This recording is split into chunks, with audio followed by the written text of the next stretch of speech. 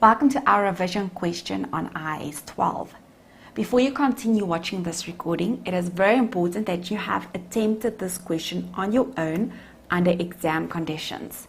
What does it mean under exam conditions? You had to read through the information before reading the requirement. Remember, if this is your first attempt at CTA, in a test you will receive the information, and only once you have read through the information you will receive the requirement section. Then you are able to attempt the question. For fact, I will only allow you to make use of your revision pages as you work through these questions. The reason being is that you should be able to add any relevant information on your revision page. And then, very important, if you make use of revision pages or your own summaries, when you attempt questions at home, you have to study these pages. Guys, you cannot expect to walk into your test without studying your principles. Therefore, if you make use of them now, you need to study them, please. Okay. Then I do allow you to have your templates with you open. Again, why? To be able to add any relevant details. And again, if you use a template at home, you need to study this template before you write your test or exam. Then, as always, I want you to please have your IAS 12 standard with you open for you to be able to read, identify important paragraphs. You need to become familiar with your standards and how to use them. Now, let's read through the information provided. Shake Limited manufactures and distributes meal replacement shakes. The financial manager of Shake Limited, Mr. P. Singer, completed the draft financial statements for the year ended 31 December 20.10 on 15 February 20.11. On 28 February 20.11, the Board of Directors reviewed and authorized the financial statements for issue. The profit before tax for the year ended 31 December 20.10 amounted to 1,550,000. Included in the 1.5 million are the following amounts. Dividends received not taxable. Therefore, you need to be able to identify for accounting purposes, this is included in our profit before tax. But for tax purposes, this is not taxable. Therefore, we need to take this out when we calculate our taxable profit or loss. Fine for contravention of the Companies Act, not taxable. Same principle, included for accounting purposes, not for tax. Therefore, we need to take this out. Value of inventory destroyed in hailstorm, deductible for tax. Therefore, for accounting purposes, we can deduct this, and for tax purposes. Additional information. The following information relates to the property, plant, and equipment acquired by Shake Limited. It may be assumed that these assets were immediately brought into use. Land A, 2 million. B, 1 million. Factory building, 5 million. Office building, 1 million. And machine referred to note 2. You are able to identify the first 4 assets. All 4 of them purchased 1 January 20.8. Our machine purchased 1 January 09. Depreciation rates. Factory at 5% per annum, apportioned for part of the year. Office building at 2% per annum, apportioned for part of the year. Depreciation on the machine is based on the units of production method. Units produced for 20.09 was 20,000 and for 20.10 amounted to 30,000. The total estimated units that this machine can produce is 200,000. Now you need to remember when we look at depreciation rates, this can either be straight line, diminishing balance method, or units of production method. Then the South African Revenue Service allows the following capital asset allowances. Section 13(1)(b), 5% per annum on our factory building on straight line basis. Important, not apportioned for part of the year. SARS does not allow any allowances on the office building. Now guys, when you identify office building, remember, you need to think about your IAS 12 paragraph 15 exemption. The tax allowance on machinery is written off over 4 years pro rata, according to the straight line method. Such recognizes the accounting cost value as the cost of the asset purchased. The residual values of all assets are nil rand. Land was revalued to 2250,000 on 31 December 20.10. Now you need to identify, if you have to prepare your deferred tax calculation, that you should divide your land's value into the cost and the revaluation surplus portion. And as per paragraph 51, IAS 12 paragraph 51, you will identify that land revalued, that portion recognized in your revaluation surplus shall be taxed based on your CGT rate. During the year, land B was sold for an amount of 1.2 million, and the profit on the sale was included in the profit before tax amount. Now this is an important one. Why? For accounting purposes, we have included 100% of the profit. But for tax purposes, this will be a capital gain. And for tax, we may only include 80% of the profit. Therefore, we will have to take out 20% when we calculate our taxable profit or loss. During the year, management of Shakes Limited modified their business model and revalued the factory building on 31 December 20.10 to the value of 5.2 million. The manner of recovery changed to recovery through sale. Therefore, you need to identify tax based on CGT rate on the amount above cost. Number 2. On 1 January 2009, Shakes Limited purchased a bottling machine with a cash price of 1.5 million. The transfer of ownership takes place on 1 January 2009. The seller is willing to defer the payment of the purchase price until 31 December 2009, while the normal credit terms would be 2 months from date of transfer. The discounted rate at this date was 10%. No other machinery was acquired or sold during the year. You need to identify that you will have to calculate the present value of this transaction, as there is a deferred payment. Number 3. On 1 November 2009, Shakes Limited signed a contract with Herbal Tea Limited to repair all the office furniture in the 8-story administration building. The contract stipulated the contract price to be 200,000 payable on completion of the contract.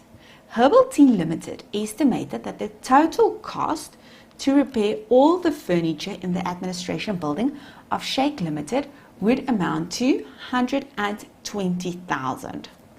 At 31 December 2009, Herbal Tea Limited completed 25% of the repairs of the furniture based on the costs incurred to date to total expected costs. On 30 June 2010, Herbal Tea Limited completed the remainder of the contract. After inspection of the repair work done, Shake Limited made an EFT payment on 2 July 2010 for the work completed. The repair expense has been recorded in the accounting records of Shake Limited according to the requirements of International Financial Reporting Standards. Wow, this is quite a paragraph. Now, what is the crux of this paragraph? When you look at the information provided, we can identify that Shakes Limited will have a present obligation where there is a future economic benefit that will flow out. And guys, they indicate to us at the end of 31 December 2009, they've completed 25% of the repairs. Therefore, we are able to measure the amount reasonably, and it is highly probable as they have indicated to us that they've made payment in July. Therefore, we need to recognize a liability in terms of the repairs. Number 4, as a result of the increase in the demand for the meal replacement shakes, the current warehouse used by Shake Limited to store the shakes has become too small. On 31 December 2010, the directors decided to relocate to a bigger warehouse in a nearby town. Upon cancellation of the operating lease agreement of the current warehouse, which only expires on 31 December 2011, a penalty of 60% of the outstanding amounts will be payable. The rental of the warehouse currently amounts to 10,000 Rand per month, payable in arrears. The lease payments for the year ended 31 December 2010 have been paid up to date. The lease contract stipulates that Shake Limited cannot sublet the warehouse. What do we need to identify from this paragraph?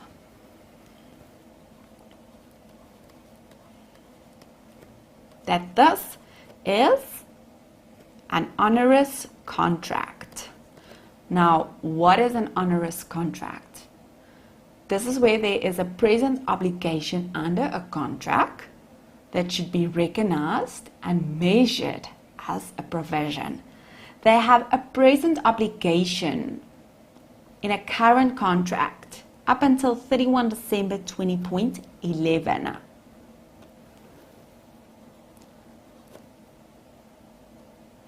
And we need to provide for this amount. But what is the amount that we actually need to use?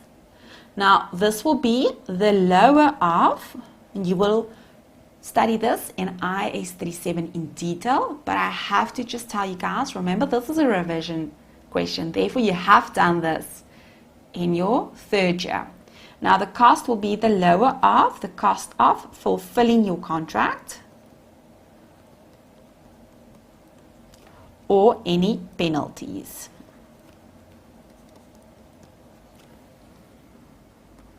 Number 5, Shake Limited use independent distribution agents to distribute their shakes throughout Africa.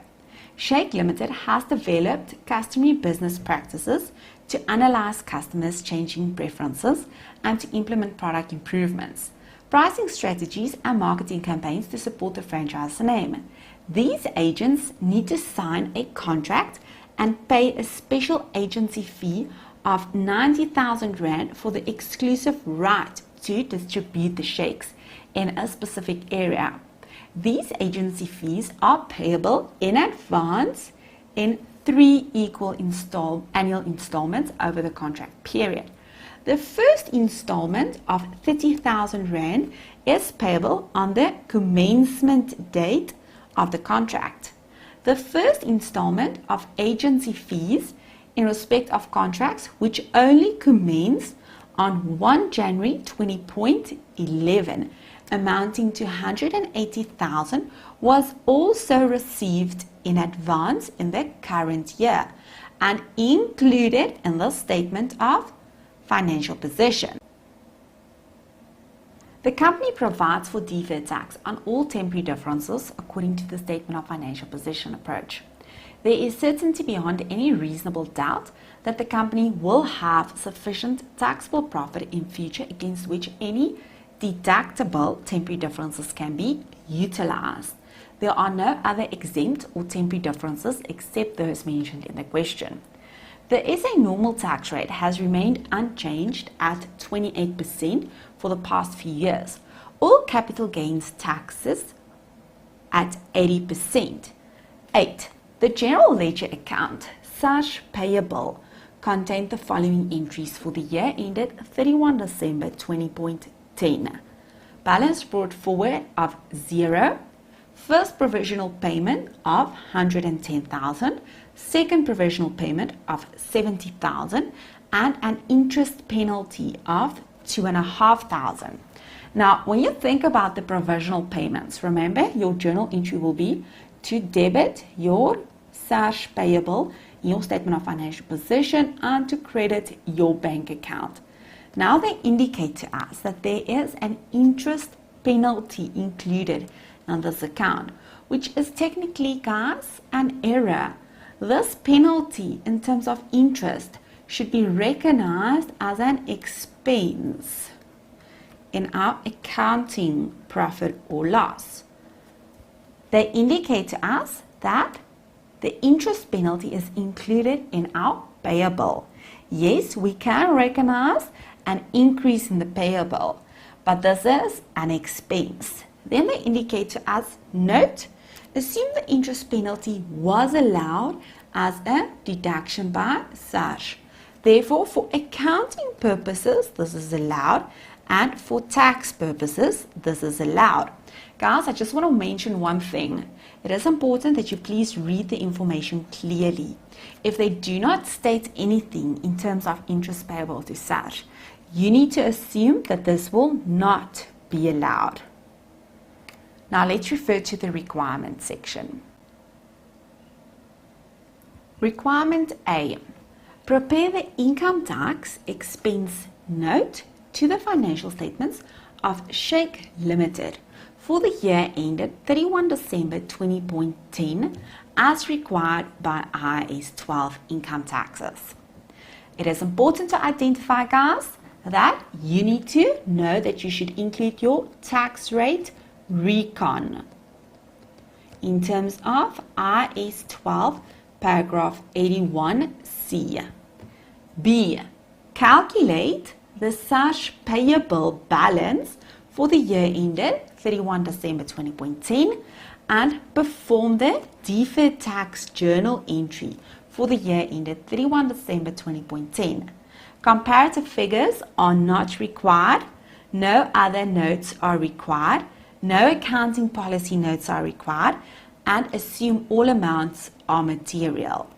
Now, my recommendation, as always, guys, and I'm going to tell you this every single time, you need to spend a few seconds and plan how are you going to attempt requirement A. My recommendation, step number 1, include your templates. Your template will include your income tax note. On the next page, include your current tax calculation template. Call this calculation 1. Next page, include your deferred tax calculation template and reference this calculation 2. And guys, when you complete your calculations, use your numerical numbers. Then, step number 2, refer back to the given information provided and start to complete your calculations. Calculation 1, 2, 3, and so forth. And step number 3, and this is the most important one, guys. You need to actually answer the question. Now, what does this mean? You need to remember to transfer your calculations to your note. Remember, the requirement states in A that we need to prepare our note. Therefore, if you do not transfer your calculations to your note, they will not mark your calculations.